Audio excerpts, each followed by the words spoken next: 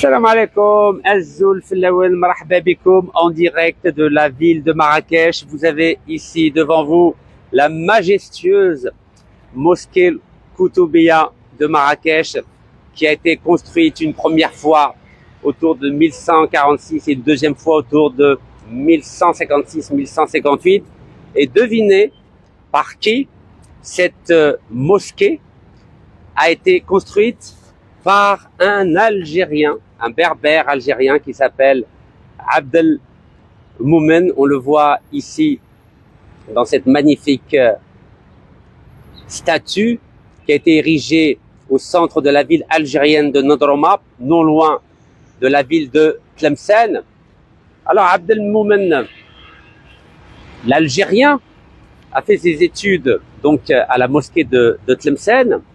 Et autour de 1123, il a rencontré un autre berbère qui vient du sud du Maroc, qui s'appelait Ibn Toumart. Ce Ibn Toumart est célèbre car c'était un prédicateur convaincu, passionné, un grand théologien. Et la rencontre de ces deux hommes a eu lieu non loin de Béjaïa, la capitale des Hamadites. Vous savez que Béjaïa était la première capitale de l'Algérie au XIe siècle. Et à ce moment-là, Abdel Moumen s'apprêtait à parfaire ses études de théologie à Bagdad. Et finalement, suite à cette rencontre divine, j'aimerais dire, ces deux hommes, Ibn Toumart et Abdel Moumen, ne se sont plus jamais quittés et Abdel Moumen n'a pas eu besoin d'aller à Bagdad. Et ensemble, donc le Marocain Ibn Toumart et l'Algérien Abdel Moumen ont développé le concept d'unicité divine. C'est-à-dire qu'ils ont mis en avant la foi dans l'unicité de Dieu. On les appelait les El-Mouwahidoun, c'est-à-dire en langue latine, les almohades. C'est avec cette appellation qu'ils sont rentrés dans l'histoire en Europe. Ces almohades, à partir de 1123, ont décidé de conquérir la ville de Marrakech qui était aux mains des Almoravides, Almorabitoun en arabe, c'est-à-dire ceux qui tenaient les forts dans le sud, notamment dans les provinces actuelles de Mauritanie et les provinces du Sahara occidental. Ces tribus berbères des Almoravides étaient là pour protéger les territoires de l'islam d'éventuelles attaques de tribus noires nord-africaines qui venaient en bas du fleuve du Sénégal. Et lorsque le grand prédicateur Ibn Toumart est mort en 1128, Abdel Moumen n'a pas voulu révéler la mort aux autres tribus berbères. Il avait peur que s'il révélait la mort d'Ibn Toumart, ce qu'ils avaient essayé de construire ensemble pendant 5 ans allait se disloquer. Dans la mesure où Ibn Toumart avait donné le titre de Amir al-Mouminin à Abdel Moumen, c'est-à-dire commandeur des croyants, l'Algérien Ibn Toumart ne voulait surtout pas être en situation de fragilité s'il révélait trop tôt la mort d'Ibn Toumart. Donc il a attendu pendant 3 années le temps de conforter son pouvoir, notamment en nouant des relations matrimoniales avec des filles berbères du sud du Maroc, avant de révéler à l'ensemble de ces tribus que Ibn Toumart était décédé. Donc 4 siècles avant la dynastie des Alaouites actuelle qui règne au Maroc, c'était un Algérien de Nodroma, Abdel Moumen, qui était non seulement le commandeur des croyants, mais aussi le calife, et pas simplement du Maroc, pas simplement de l'Algérie, mais aussi de la Tunisie, de la Libye et du sud de l'Espagne. Et Ibn Toumart est devenu officiellement calife à partir de 1147 jusqu'à 1163, date à laquelle il est décédé au Maroc à côté de Rabat, la ville qu'on appelle Salé. Alors pourquoi je vous raconte cette histoire d'Ibn Tumart et de Abd al-Mumin? Pour une raison très simple, c'est qu'à l'époque, il n'y avait pas de frontière entre la Mauritanie, le Sahara, le Maroc, l'Algérie, la Tunisie, la Libye et l'Andalousie musulmane. C'était des tribus berbères islamisées. Chacune d'entre elles, bien sûr, essayait d'avoir l'ascendant sur l'autre, mais il n'y avait pas les frontières qui ont été créées par le colonialisme français et qui aujourd'hui sont devenues pratiquement des bibles territoriales. Nous avons aujourd'hui des drapeaux qui ne correspondent absolument pas à ce qu'était l'état d'esprit des musulmans berbères au XIe ou XIIe siècle. Ces drapeaux-là n'existaient pas au temps de Abd al-Mumin ou de Ibn Tumart. Ce sont des drapeaux qui ont été créés après la colonisation française, lorsque le Maroc en 56 est devenu indépendant et lorsque l'Algérie en 62 est devenue indépendante. Et je crois aujourd'hui, il est absolument fondamental de revenir à l'esprit qui unissait le Marocain de l'époque Ibn Tumart et l'Algérien de l'époque Abd al-Mumin, car ensemble, ils ont réussi à unifier toute l'Afrique du Nord, avec en plus cerise sur le gâteau, l'Espagne musulmane, c'est-à-dire l'Andalousie actuelle. Est-ce que vous imaginez, quand un Marocain et un Algérien décident de travailler ensemble, ils réussissent à faire des miracles. Et j'aimerais revenir à ce miracle almohade du XIIe siècle, ce miracle qui nous a permis d'être ensemble, de réussir ensemble, de briller ensemble et de laisser des traces indélébiles, comme cette belle mosquée qui a été restaurée, cette mosquée de Koutoubia de Marrakech, comme je vous l'ai dit, créée, construite par l'Algérien Abd al-Mumin, commandant des croyants et calife de toute l'Afrique du Nord. Donc c'est pour ça que je suis fier d'être à Marrakech, car je ne me sens pas étranger, je suis chez moi. Et la petite histoire, est-ce que vous savez que du côté de ma mère, je suis originaire de Béjaïa, là où Ibn Tumart et Abd al-Mumin se sont rencontrés autour de 1123. Mais du côté de mon père, c'est vrai qu'aujourd'hui nous sommes dans la région de Chlef, mais son arrière-grand-père vient de la même ville que Abd al-Mumin, c'est-à-dire de Nadroma. Eh oui, le hasard des choses, c'est le grand des hasards. Donc cette statue de Abd al-Mumin est au centre de Nadroma, donc qui est à côté de Tlemcen, comme je l'ai rappelé. C'est très important de connaître l'histoire pour ne pas tomber dans les populismes actuels, ces populismes étriqués, ces nationalismes limités. Quand on connaît l'histoire, on ne s'arrête pas à des choses secondaires. On ne passe pas notre temps à s'entretuer sur les réseaux sociaux. Vous savez, ce qui me désole, c'est que le peuple marocain, le peuple algérien ne se connaissent pas, ils ne se rencontrent pas, ils ne prient pas ensemble, ils ne travaillent pas ensemble, ils n'étudient pas ensemble, ils ne militent pas ensemble et ils ne réfléchissent pas ensemble. Le seul endroit où les Marocains et les Algériens vivent ensemble, travaillent ensemble, font du football ensemble, étudient ensemble, prient ensemble, réfléchissent ensemble, militent ensemble, c'est en France. Et moi, vous le savez, j'ai vécu avec des Marocains en France. C'est pour ça que jamais je ne développerai une animosité ou des conflits artificiels entre les Algériens et les Marocains.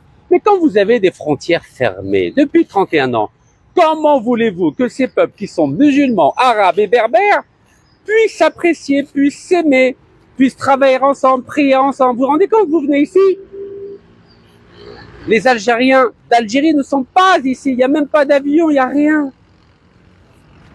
Et vous savez d'où vient le problème? Le problème de cette animosité entre l'Algérie et le Maroc vient de la question du Sahara occidental.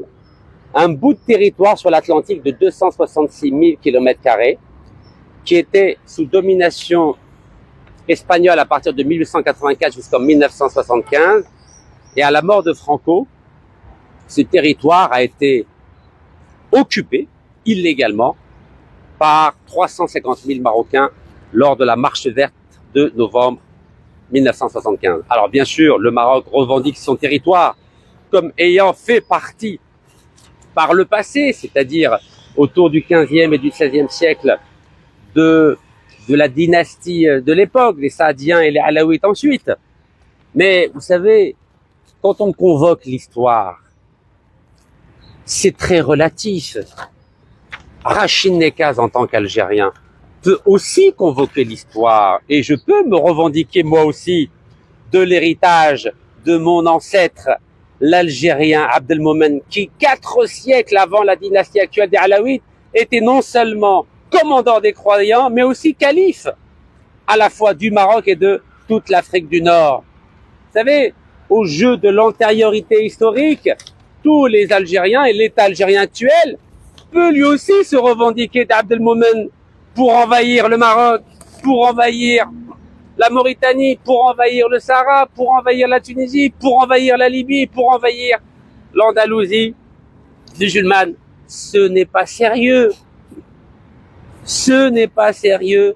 Ce n'est pas sérieux. L'Algérie peut dire aussi que cette mosquée lui appartient au nom de l'héritage de Abdelmomen, l'enfant de Nadroma. Regardez la carte actuelle dessinée par les Français. Nadroma se trouve en Algérie. Ce n'est pas sérieux. Mes chers frères, Marocains, Mauritaniens, Algériens, Tunisiens, Libyens, ce n'est pas sérieux. Aujourd'hui, il faut être raisonnable. Il faut être raisonnable. Et c'est justement le sens de ma démarche,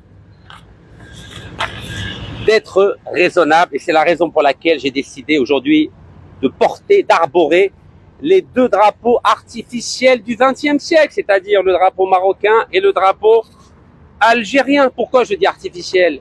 Car c'est à cause de la colonisation française que nous avons ces drapeaux-là. Ils n'ont aucun sens, si ce n'est de flatter l'ego nationaliste des uns et des autres. Bien sûr, je suis fier d'être algérien, mais je suis d'abord fier d'être musulman, d'être fier d'être nord-africain, voyons. Donc, qu'est-ce que je propose pour mettre fin à ce conflit qui date de 1975 ? Et vous savez, encore une fois, depuis 1994, les frontières sont fermées entre l'Algérie et le Maroc. Frontières terrestres, maritimes, aériennes. Il n'y a même pas de frontières économiques. Le gazoduc qui passait d'Algérie vers le Maroc n'est plus opérationnel depuis que le Maroc a décidé d'entretenir à partir de 2020 des relations diplomatiques avec Tel Aviv. Et plus que ça, depuis que le gouvernement marocain a décidé d'installer une base militaire israélienne au Maroc, non loin des frontières algériennes. Mais évidemment, toutes ces décisions sont de nature à aggraver la situation politique, diplomatique, économique, citoyenne entre le peuple marocain et le peuple algérien. Ça n'a aucun sens, voyons. Donc, fort de l'héritage spirituel, fort de l'héritage politique, fort de l'héritage humain, hérité à la fois d'Ibn Toumart et de Abdelmomen qui travaillent ensemble, j'ai décidé à mon tour de revendiquer ce double héritage en proposant une solution définitive à la question épineuse du Sahara occidental. Quelle est cette proposition que je défends depuis 2014? Je l'ai défendue sur les plateaux de télévision algériens. Je l'ai défendue au travers d'articles que j'ai rédigés. Et d'ailleurs, la presse francophone a repris cette idée et l'a rendue publique. Mais malheureusement, aujourd'hui, ni les autorités marocaines, ni les autorités algériennes veulent étudier cette proposition, mais qui, à mon sens, est la seule viable. De quoi s'agit-il? Il s'agit, après un référendum où le peuple sahraoui sera consulté, de proposer que pendant 10 ans, c'est-à-dire une période transitoire de 10 années, le territoire du Sahara occidental, donc qui se trouve au sud du Maroc, au nord de la Mauritanie et à l'ouest de l'Algérie, soit sous la double souveraineté à la fois de l'Algérie et du Maroc. Je dis bien une double souveraineté provisoire qui ne va pas durer plus de 10 ans. Vous savez que le Soudan était, entre 1899 et 1956 gérés selon le même principe de la double souveraineté à la fois égyptienne et anglaise. En langage diplomatique, cela s'appelle un condominium. Donc pendant 10 ans, on va voir ce que le Maroc et l'Algérie sont capables de faire quand ils gèrent ensemble ces territoires. Et au bout de 10 ans, il y aura un nouveau référendum où, cette fois-ci, on poserait 3 questions au peuple sahraoui. La première question est: est-ce que vous, peuple sahraoui, êtes d'accord pour continuer à vivre sous le régime du condominium, c'est-à-dire de la double souveraineté algéro-marocaine, comme ces 2 drapeaux que je porte aujourd'hui? Deuxième question: est-ce que vous voulez être géré selon le plan d'autonomie marocain qui a été proposé déjà depuis 2007? C'est-à-dire, est-ce que vous, Sahraoui, vous voulez être une province autonome dans le cadre de la monarchie marocaine? Enfin, la troisième question qui sera posée aux Sahraouis dans le cadre de ce référendum est la suivante: est-ce que vous, peuple sahraoui, vous voulez l'indépendance? C'est une proposition qui est à la fois pragmatique, qui est réaliste et qui permet de sortir de cette haine qui est en train de se développer de part et d'autre de la frontière algéro-marocaine, notamment dans les réseaux sociaux. Car à partir du moment où les Marocains et les Algériens ne se rencontrent plus, ils se détestent, ils se haïssent de façon virtuelle et artificielle. Et c'est pourquoi moi je suis là aujourd'hui à Marrakech, pour mettre fin à cette haine absurde. Alors bien sûr, j'ai déjà vu les réactions de mes frères marocains qui me disent: mais comment, Rachid, oses-tu dire que l'Algérie puisse gérer avec le Maroc le Sahara occidental? Le Sahara occidental a toujours fait partie du Maroc. Mais je viens de vous prouver, mes chers frères, que c'était un Algérien qui était le calife du Maroc et de l'Afrique du Nord. C'était un Algérien qui était le commandeur des croyants déjà au XIIe siècle. Donc, s'il vous plaît, ne me parlez pas d'antériorité historique, ça n'a aucun sens. Aujourd'hui, ce qu'il faut, ce sont des hommes politiques et des diplomates responsables, secondés par une société civile responsable pour mettre fin à ce conflit qui nous désunit et qui permet à l'Europe de nous imposer son diktat, sa domination politique, diplomatique, économique, culturelle, éducative, universitaire. Je ne veux plus que les pays nord-africains soient divisés et je ne veux plus qu'on soit faible par rapport à l'Europe, par rapport aux États-Unis, par rapport à la Chine, par rapport à la Russie. Ça doit finir. Je souhaite en tant que citoyen nord-africain retrouver cette puissance des Almohades. Je dis bien cette puissance des Almohades dont tout le monde avait peur à l'époque. Regardez, à la fois en Mauritanie, au Maroc, en Algérie, en Tunisie, en Libye et en Indonésie, il y avait un seul calife, un seul commandeur des croyants. Voilà ce que je souhaite au travers de cette proposition pragmatique. Alors les Algériens ne répondent pas à cette proposition, car les Algériens, en tout cas les autorités, disent: nous nous en remettons à l'ONU. Mais l'ONU n'a plus aucun pouvoir aujourd'hui. L'ONU avait un pouvoir dans les années 60, car les grandes puissances de l'époque, c'est-à-dire les Américains et les Russes, étaient d'accord pour que l'ensemble des pays d'Afrique, d'Amérique latine et d'Asie soient indépendants, car ils voulaient prendre le leadership aux Français et aux Anglais qui contrôlaient toute l'Afrique. Mais à partir du moment où ils ont réussi à déloger la France et l'Angleterre en tant que puissance coloniale en Afrique, aujourd'hui l'ONU n'est plus opérationnelle. Donc les États-Unis et l'URSS avaient utilisé l'ONU pour déloger la France et l'Angleterre de l'Afrique. Mais aujourd'hui, à partir du moment où c'est à nouveau les deux seules grandes puissances, ils n'ont plus besoin de l'ONU. Et c'est pourquoi, depuis 50 ans, la question du Sahara occidental n'a pas trouvé de solution. Car l'ONU n'a plus aucun pouvoir pour régler ce problème-là. Les seuls qui pourront régler ce problème, c'est ces deux-là, les Marocains et les Algériens, assis autour d'une table.